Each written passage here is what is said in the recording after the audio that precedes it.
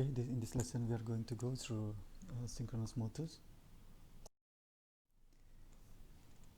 and here are the contents of this lesson: basic principles of how the motor operates, the equivalent circuit of the motor, then the steady state operation of the motor. We are going to look at the torque speed characteristic curve, and also the useful feature of this motor, which is power factor correction.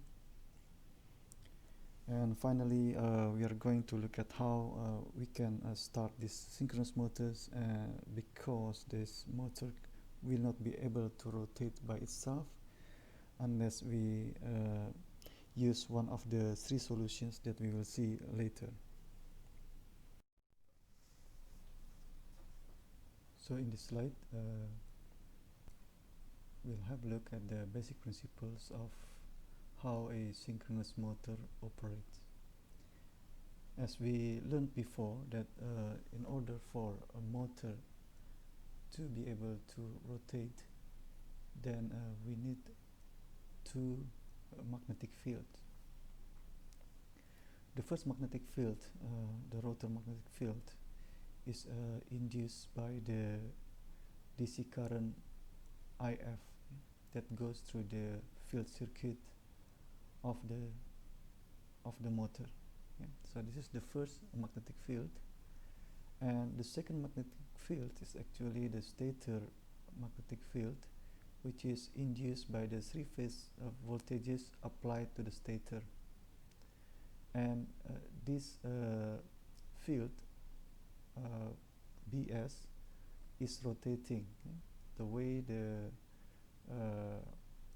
three-phase voltage works enable this magnetic field that is introduced or generated or induced to be rotating, as we learned before.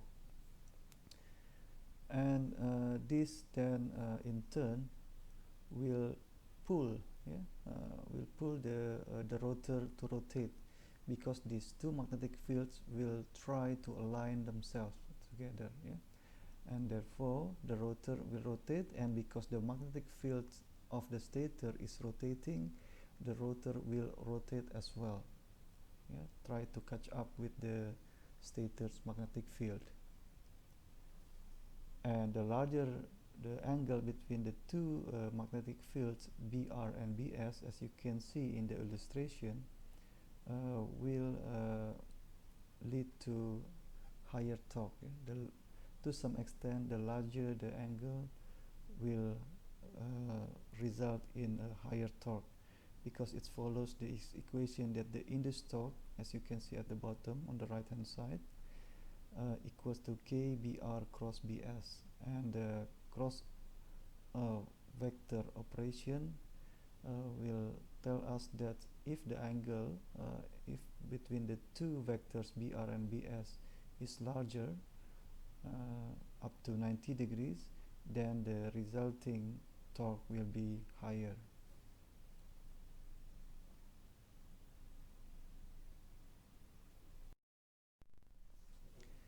The equivalent circuit of a synchronous motor is very much similar to that of a synchronous generator, except that the direction of the power flow is reverse, yeah? And therefore the sign of the current terms is reverse, yeah?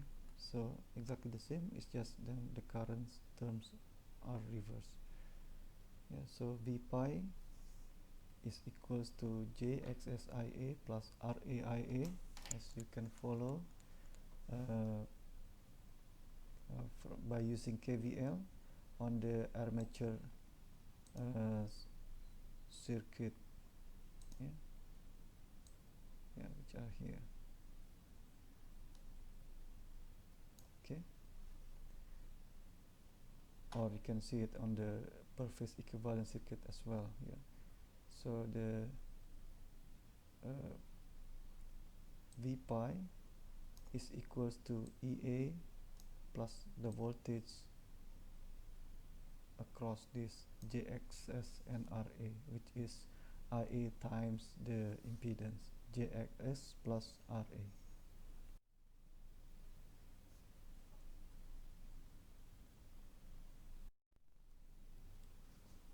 Okay, how about the torque speed characteristic curve of this motor? The torque speed characteristic of this motor is quite unique. Yeah? If we assume, we can make a safe assumption that the terminal voltage at the system frequency is constant regardless the motor load. Yeah? And since the motor speed is locked to the electrical frequency, and that's why it's called synchronous motor, the speed should be constant regardless the load. Yeah? So even if the load is changing, the speed of the motor is still constant. And the steady state speed of the motor will be constant even if there is no load, yeah, zero load. And then if you apply the maximum load that the motor can produce the similar level of torque, which is called the pull-out torque, the maximum the motor can supply, the steady state speed is still constant, yeah, still the same. And therefore the speed regulation of this synchronous motor is 0%. If you look at the equation for the speed regulation, or SR, it's equal to the no load speed minus the full load speed over the full load speed times 100%. And the no load speed and the full load speeds of this motor are the same, and therefore the difference between the two is 0, and hence you've got 0% speed regulation. And the equation for the induced torque is equals to, or is governed by these two equations, and these two equations you can refer back to lesson 8 to see how these two equations were derived. It should be noted that the no load speed and the full load speeds are equal to the synchronous speed, yeah, and sync. And again, this shows that there is only one speed for the motor when it's operating, yeah? The synchronous speed or n-sync. Okay, now what will happen to the speed of the motor, yeah, when the load changes?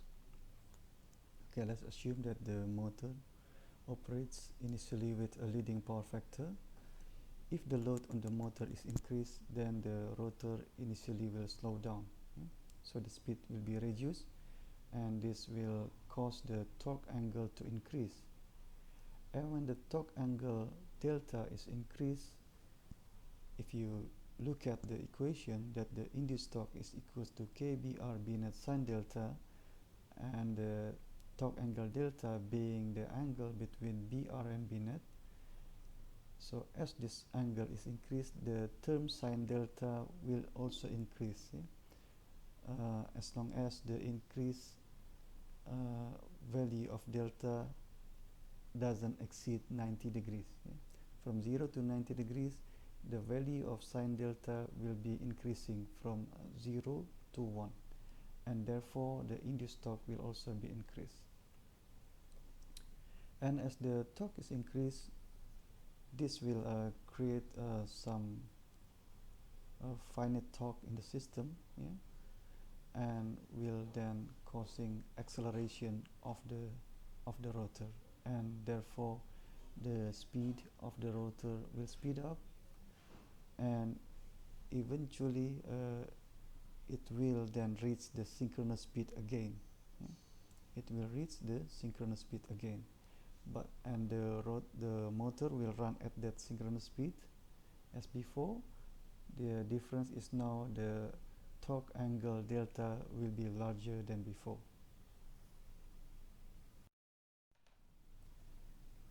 Okay, since the terminal voltage and the frequency supplied to the motor are constant, the speed of the motor is also constant, and therefore the magnitude of the internal generated voltage EA must also be constant, yeah, even if the load is changing. This follows the equation that EA is equal to K pi omega. Omega is the speed, which is constant, and pi is the flux, which is a function of the field current, which is also constant, and therefore EA is also constant.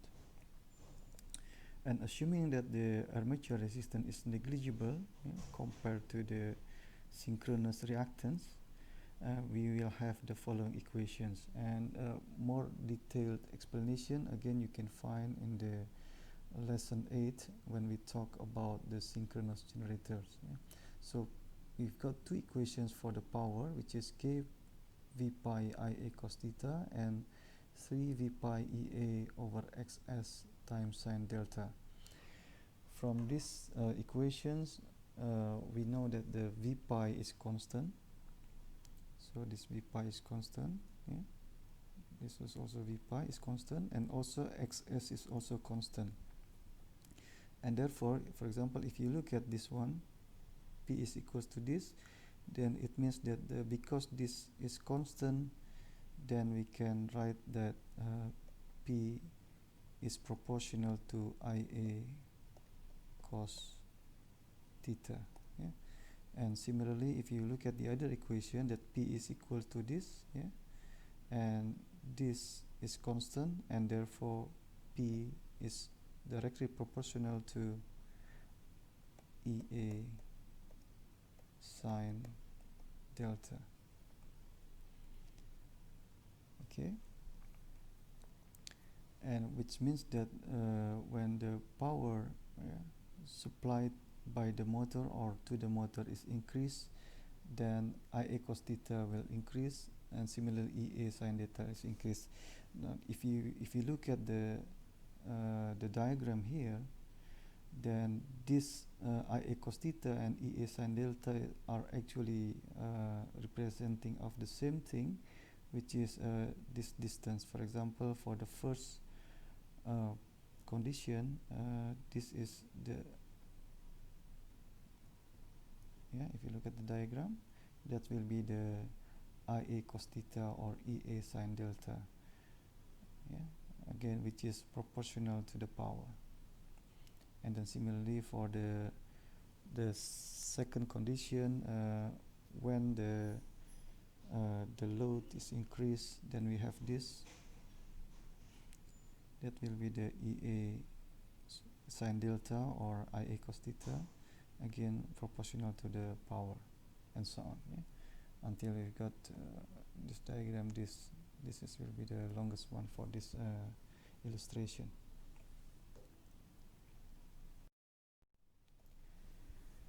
And since the internal generated voltage EA is constant,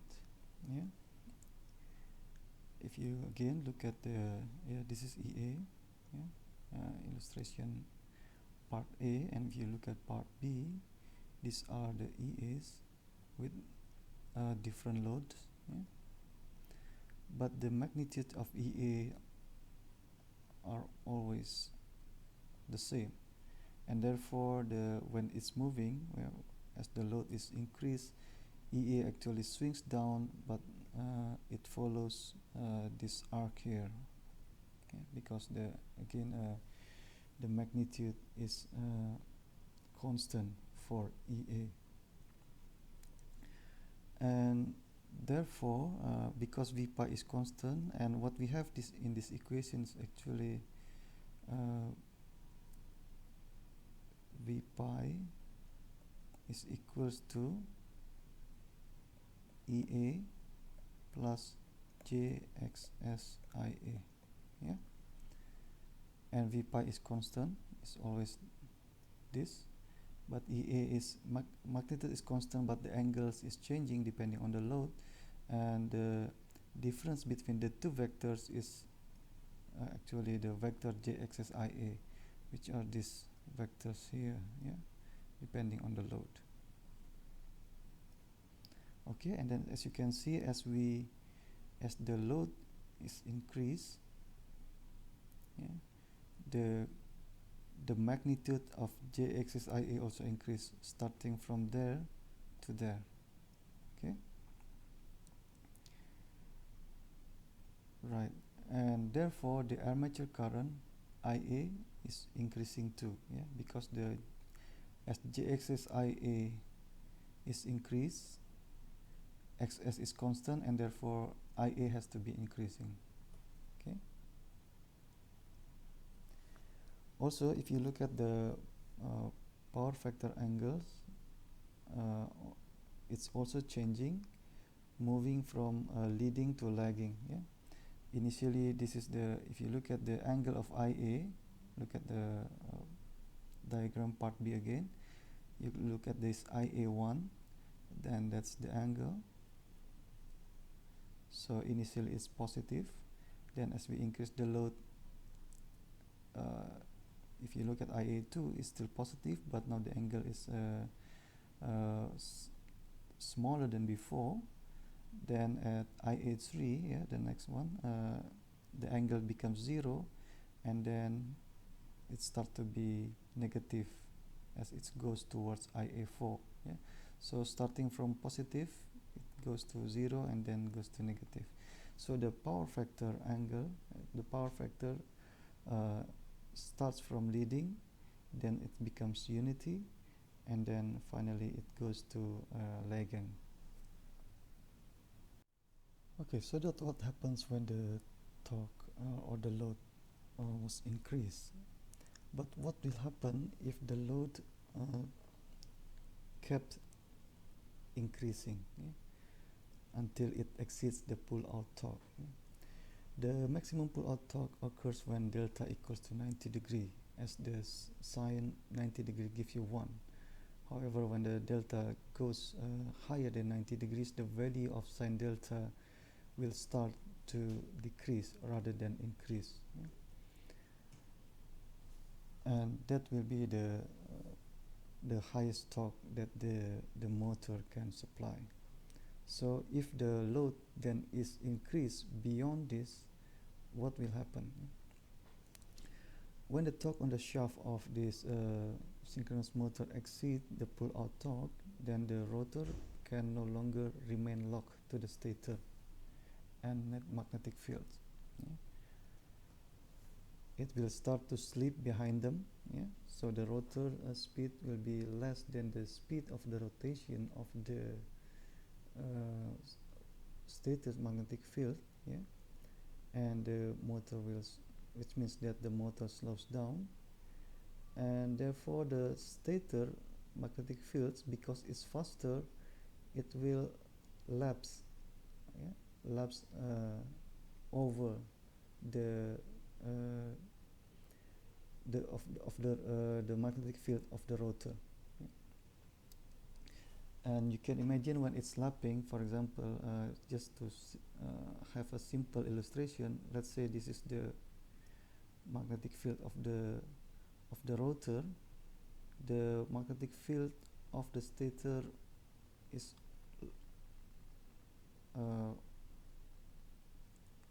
moving faster, so it will lapse over the BR. Yeah?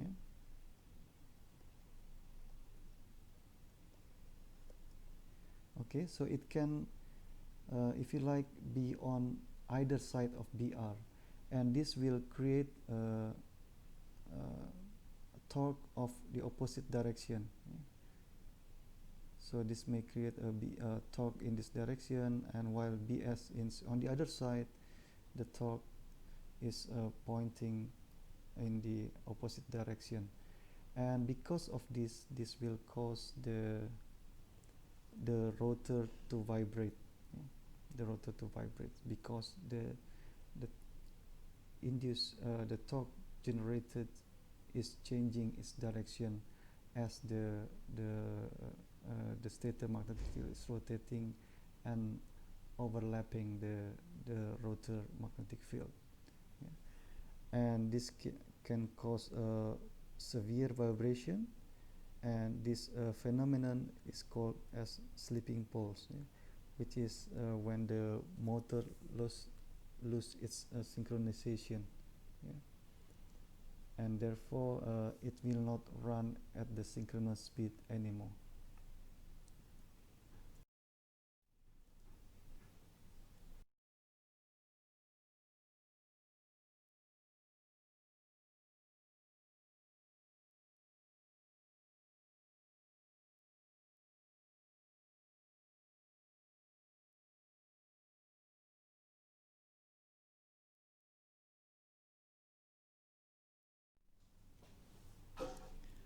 Okay, now what will happen if we change the field current IF? Assuming that the SM or the synchronous motor operates initially with a lagging PF, and therefore the angle of IA is negative as illustrated in the phasor diagram. This angle is negative. If IF is increased, then the magnitude of EA will be increased as well. Because again, EA is equal to K pi omega, and pi, which is the magnetic flux, depends on IF, the field current. As the field current is increased, the flux is increased, and therefore EA is also increased. However, this change will not affect the shaft speed, because the speed is which is the synchronous speed, depends on two parameters, which are the frequency of the applied voltage and the number of poles in the system. And therefore the change in IF will not affect the speed of the rotor. And also the motor load is constant. This is coming from the outside of the motor, is an external factor, and therefore is not going to be affected by IF, and therefore the motor load is also constant. And then because the speed and the load are constant, then the real power supplied by the motor is also constant, i.e. is not changed. And therefore, because we learned before that EA sine delta and IA cos theta are proportional to the power, because the power is not changed, is constant, EA sine delta and IA cos theta are also constant. And this can be seen in the diagram below. First, if you look at the IA cos theta, this is IA cos theta, is constant, because the power is constant, so it means that IA cos theta is also constant. And you can see here the change from IA1 to IA2, then IA3, and then finally IA4. IA cos theta is constant, which is this distance here. Okay. Theta is the angle between IA and V pi.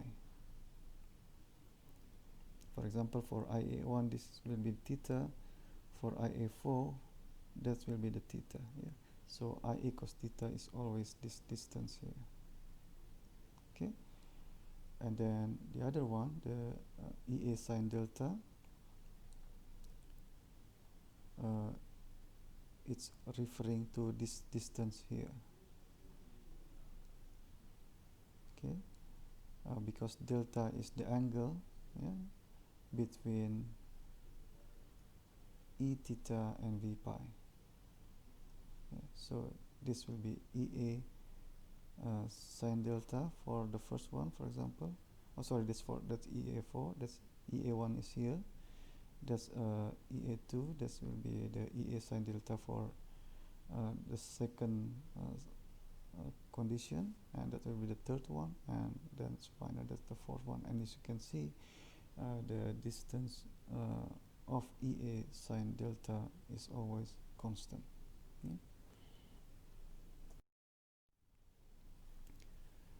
And notice that as the EA increase the magnitude of the armature current IA, first it's decreasing, but then it's increasing again. Again, if you look at the diagram below, as EA is increasing, okay, IA will change from IA1 to IA2 and so on until it gets to IA4. If you look at the length of IA1, first is decreasing until it's reached this point, then it will start increasing again. Yeah? Okay, and then at low EA, the armature current is lagging. Yeah? So initially the current is IA1 has got negative angle, which means it's lagging, and this means that the motor is behaving as an inductive load, and it consumes reactive power Q. Yeah? Yeah? Remember, we've got a C wheel.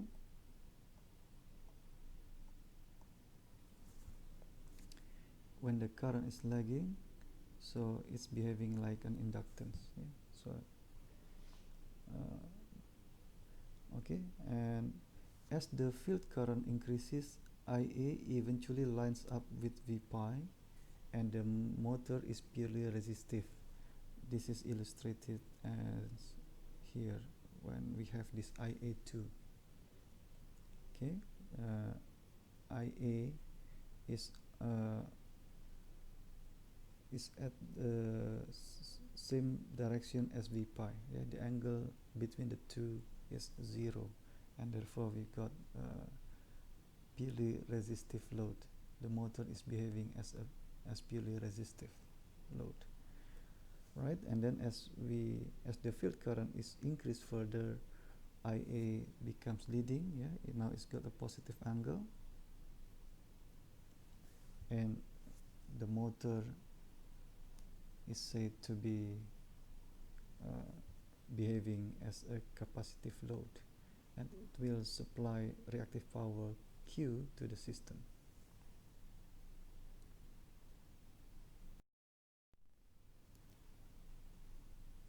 Right, so the plot of armature current IA versus field current IF is called as a V curve. Yeah? An example can be seen on this slide on the right hand side. Yeah?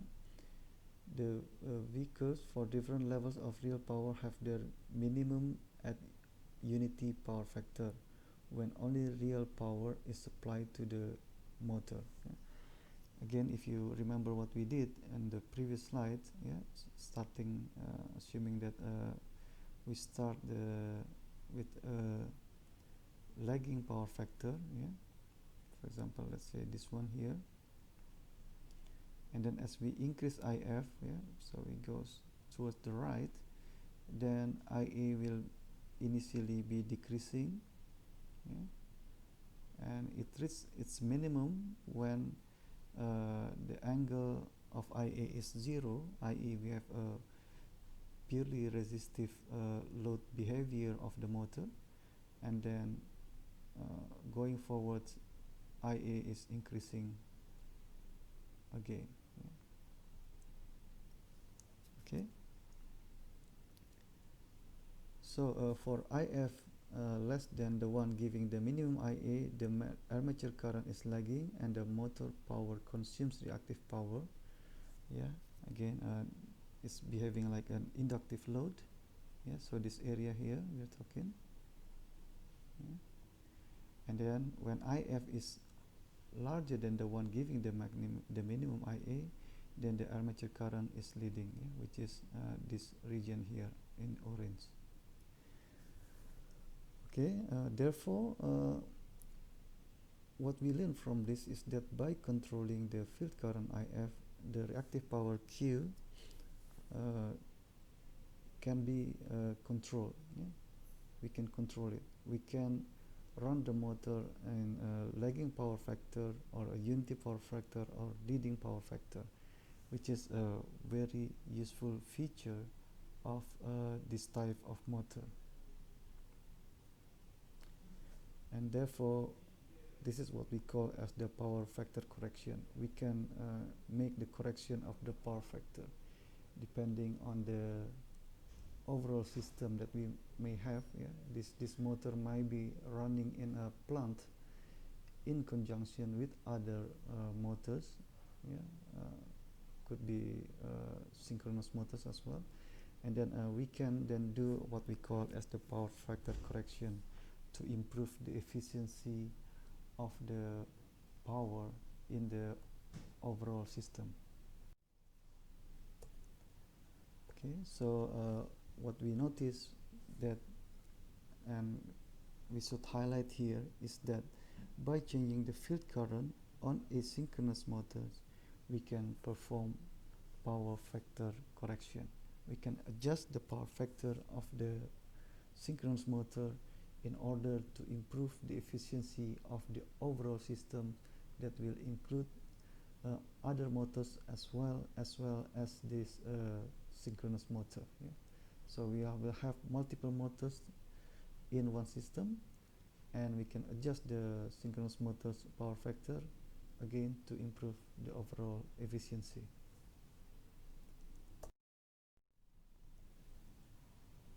Okay, depending on the field current, then we've got two conditions, which are under-excited and over-excited. Under-excited is the condition when the projection of the phasor EA onto V pi, which is EA cos delta, is shorter than V pi. Yeah? Again, when EA cos delta is shorter than V pi. And in this case, we have the synchronous motor will have a lagging current. And then overexcited is the opposite to this. Yeah? This is when the EA cos delta is longer than V pi. Yeah? And again, this condition is called as overexcited.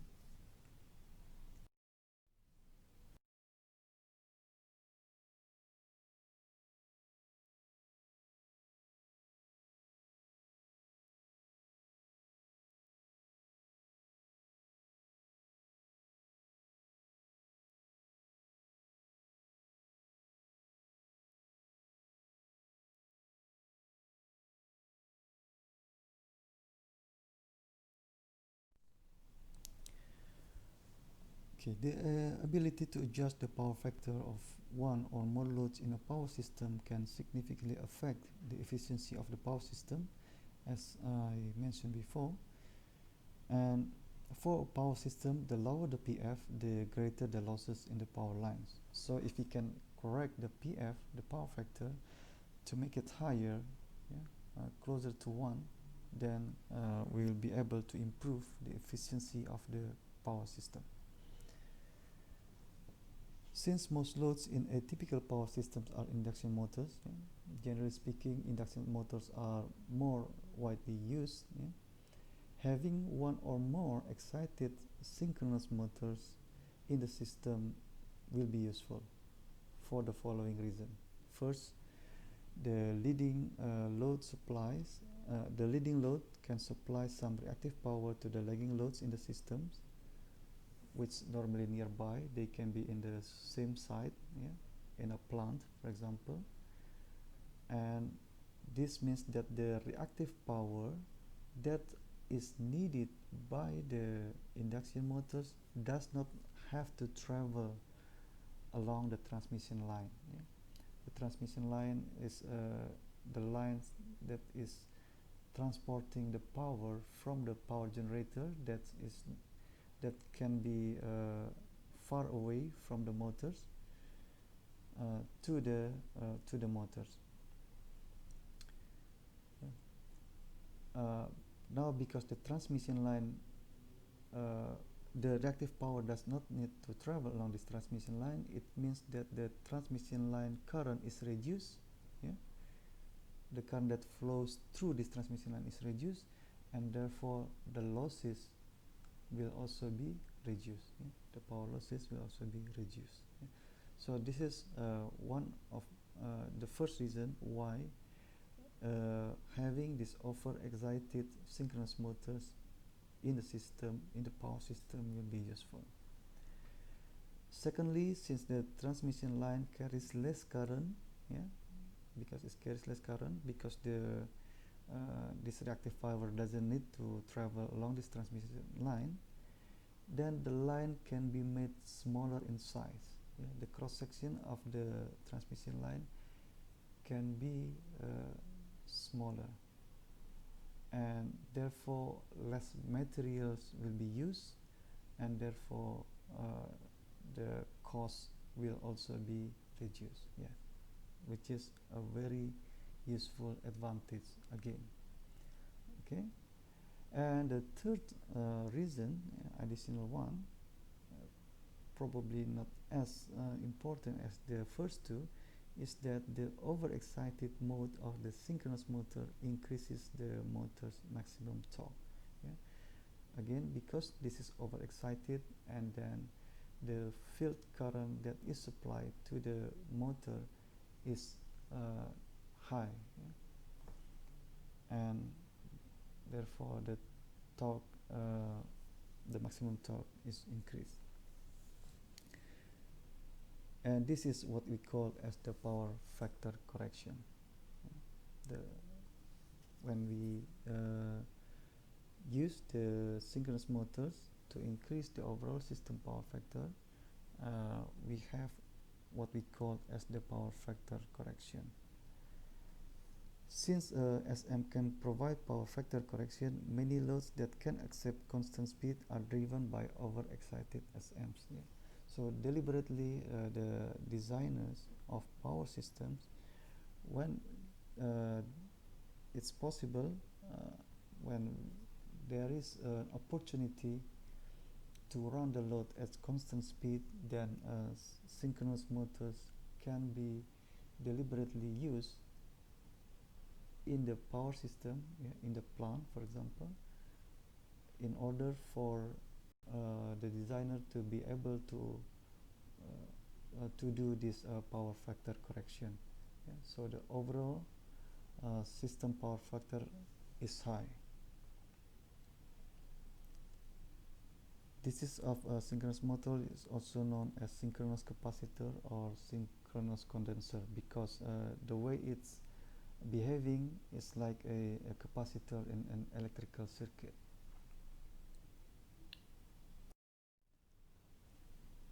Okay, if you try to do this example 5.3 by following the slides, yeah, the solution in the slide, then this you will find this as a good example how this power factor correction is useful in a power system. Yeah. So this in this example, if I can read it out for you, the infinite bus in the figure operates at 480 volts. Yeah, the figure is at the bottom of the slide. Load 1 is an induction motor, so this is the first one, induction motor, consuming 100 kilowatt at 0.78 power factor lagging, and load 2 is another induction motor consuming 200 kilowatt at 0.8 power factor lagging. Yeah. Being induction motors, their power factors will always be lagging, it cannot be leading. Yeah. And load 3 is a synchronous motor whose real power consumption is 150 kilowatts. So part A of the question, if the synchronous motor is adjusted to operate at 0.85 power factor lagging, what is the transmission line current in the system? Yeah, so what is the current that flows through this transmission line? And then if the synchronous motor is adjusted to 0.85 power factor leading, what is the transmission line? So we are going to compare. Yeah, the part A is power factor is lagging, and part B, the power factor of the synchronous motor is leading. Yeah. What will be the transmission line currents in these two conditions? And then the final question is, assume that the transmission line losses are given by PLL equals to 3IL squared RL, yeah, the line loss. How do the transmission losses compare in the two cases? So we are not just going to compare the currents, but we are also going to compare the transmission losses.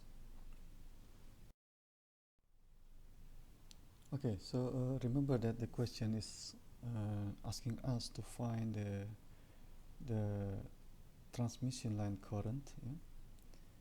And then we are going to use this equation that P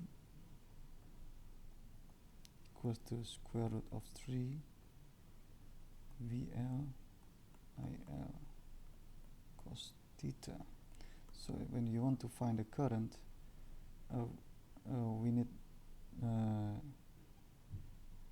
the total value of or the total power, yeah, P, and also the angle theta. And theta, if you look at this, the power triangle, tan theta, yeah, tangent theta equals to Q over P. Yeah. This Q and P are the reactive and real powers, which is actually the overall. Yeah? We are having 3 machines here, 3 motors. So this Q and P are the total power of these 3 motors.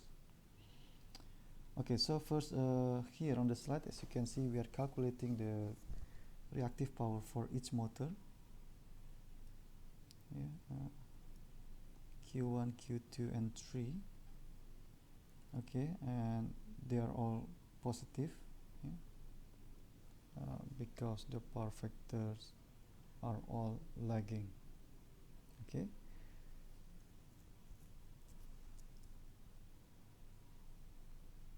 and then yeah, you can just use these equations because tan theta equals to Q over P, so Q1 is equals to P1 tan theta, and so on. P2, okay, you can calculate similarly Q2 and Q3. Okay, and then the total real power is P1 plus P2 plus P3, and you can substitute these values directly, and the total reactive load, yeah, is Q total equal to Q1 plus Q2 plus Q3, and should give you this. Yeah. Okay, and then from there, if you want, you can try to find theta first, because tan theta equals to Q over P. Then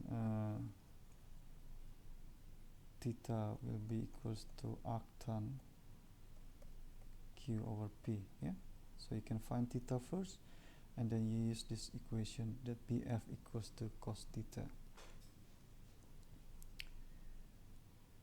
Okay, and this will be lagging as well because the angle is positive. Yeah.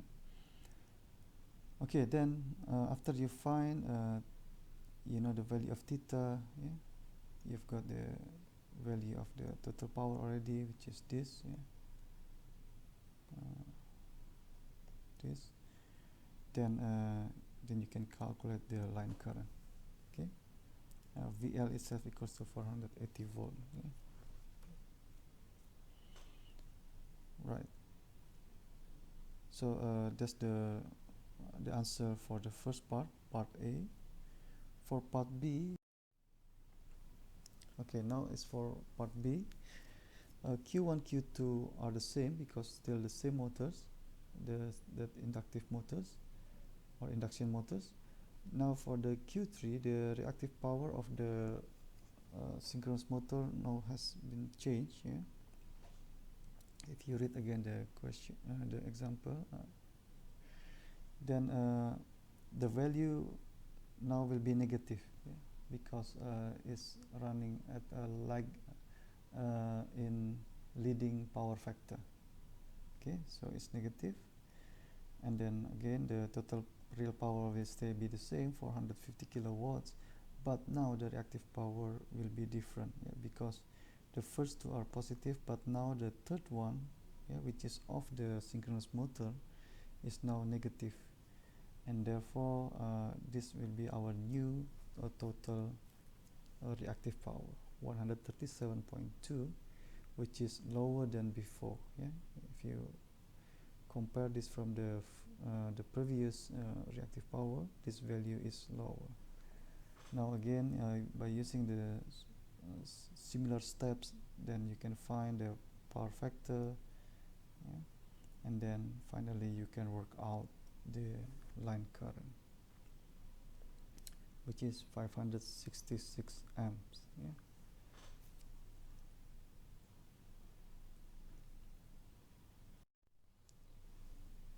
So the transmission losses in the first case and the second case can be calculated as follows, and you can see here clearly that in the second case,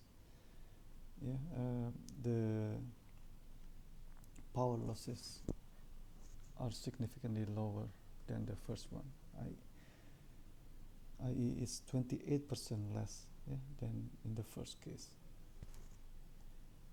So this is exactly showing why the power factor correction is really useful. You can save or you can reduce so much power losses by just simply changing the mode of the synchronous motor, i.e. by running it in overexcited mode.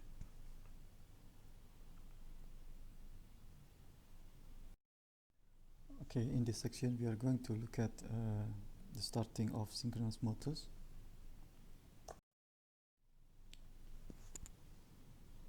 Let's consider this case first. If we have, let's say, a 60 Hz synchronous motor, and when the power is applied to the stator winding, the rotor and therefore its magnetic field BR is stationary. Okay, initially it's stationary. The stator magnetic field BS starts sweeping around the motor at synchronous speed. So BS is rotating, okay, at this synchronous speed. And remember that the induced torque is equals to KBR cross BS.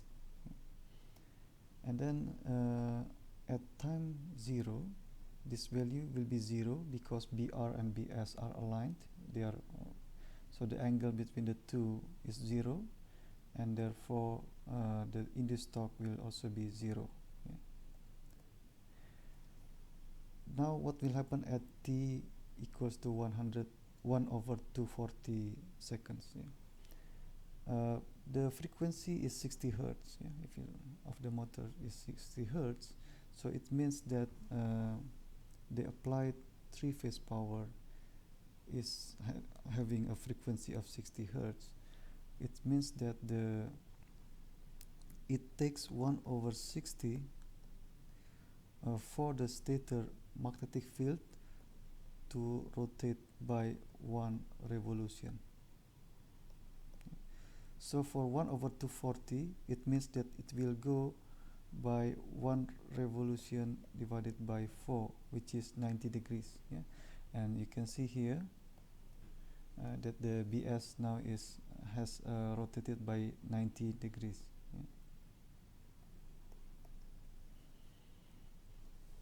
Okay. So when we apply this KBR cross BS, the torque induced will be counterclockwise. It will be the torque induced will be in this direction, counterclockwise. Okay, but remember that this is changing quite quickly. 1/60, 1/240 seconds. So it's quite fast. So then at t equals to 1/120 seconds, BS is facing downward now. So again, the induced torque will be 0. If you apply the same equation as that we have in the previous slide. And then after that, at t equals to 3/240 seconds, when BS is pointing to the right, now we've got induced torque which is clockwise. KBR cross BS will be resulting in a torque that is going in the clockwise direction. So before it was counterclockwise, then it became 0, now clockwise. and this will be repeating again and again, yeah, as the stator's magnetic field is sweeping around the pivot point. Okay, and it means that the torque will keep changing its direction, clockwise, counterclockwise, clockwise, counterclockwise, yeah, and therefore it will not result in the rotation of the rotor. Instead, the rotor will just vibrate, yeah? And yeah, if you leave it long, then it will this vibration will then generate heat, yeah? So the motor can get overheated.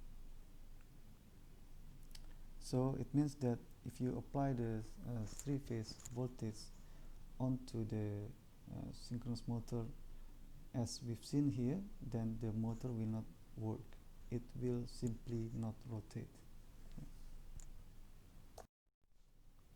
Okay, so to solve this problem, yeah, i.e. the fact that the synchronous motor will not be able to rotate, then we've got three different basic approaches. First is we reduce the speed of the stator magnetic field, yeah, low enough so that the rotor, it will give enough time for the rotor to start moving with it. And this can be achieved by reducing the frequency of the applied electric power initially. Okay, and the second method is we use an external prime mover, yeah, which is in most cases will not be practical, yeah? So we use a prime mover to rotate the rotor of the motor until it gets close enough to the synchronous speed, yeah? And then we can disconnect the prime mover when it's already reaching that point. Okay, and the third one, which is the nice solution, which is by using damper windings or amortisseurs winding.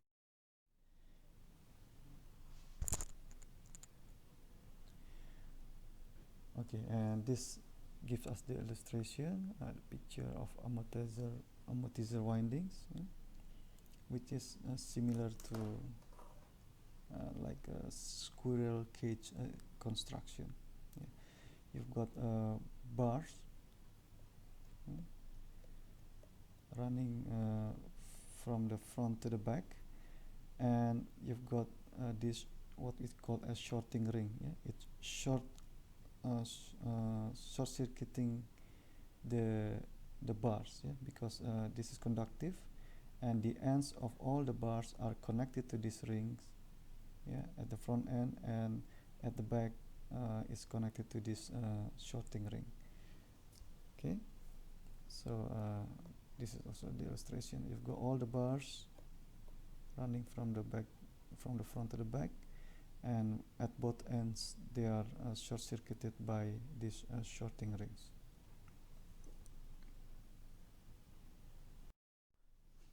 Okay, I'm not going into so much details, yeah, for how these amortisseur windings work, but you can follow these slides. Yeah, you can read through these slides, 2 or 3 slides here.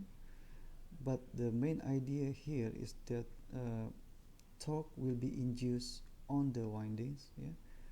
But unlike the induced torque on the rotor that we look at previously, for these amortisseur windings or damper windings, the good thing about this is that the torque that is induced is alternating,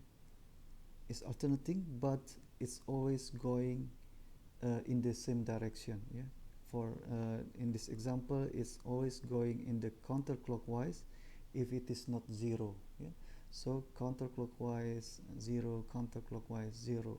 So this means that now net torque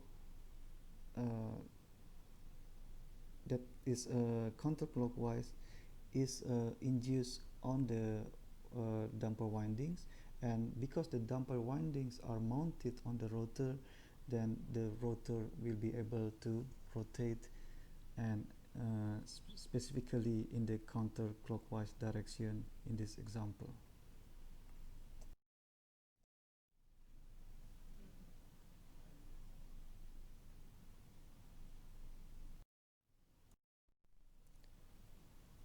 So this slide summarizes how we can use these damper windings to start rotating the rotor or the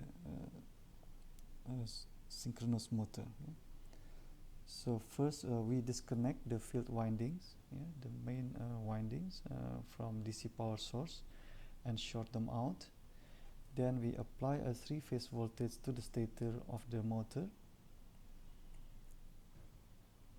Okay, and then let the rotor accelerate up to near the synchronous speed. Then we connect the DC field circuit to its power source, and the motor will lock into step at synchronous speed. Then loads may be added when we have reached this stage. Yeah. So if we look back at the